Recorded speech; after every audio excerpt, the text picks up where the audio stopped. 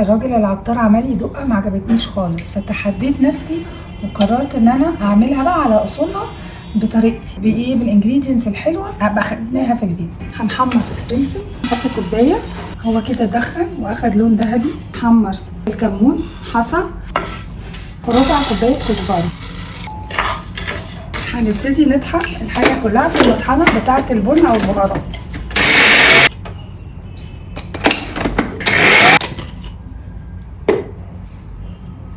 سلام.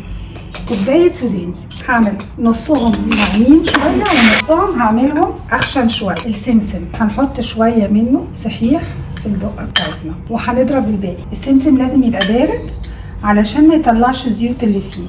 لو طلع الزيوت اللي فيه الصلاحيه بتاعت الدقه بتاعتنا بتقعد اقل شويه. لو عايزين شطه انا هضرب الشطه مع السمسم. يا سلام يا سلام يا سلام على الروايح. دلوقتي بقى هحط نعناع، ده برضو حسب الرغبه. اللمسه الاخيره بقى الملح والفلفل. ناخد بالنا ان دي بتملح بسرعه قوي. نحطها بقى في برطمانات تقعد معانا كتير جدا. نقدمها مع بيض، مع فول، مع جبنه، مع الزبادي، بتبقى تحفه.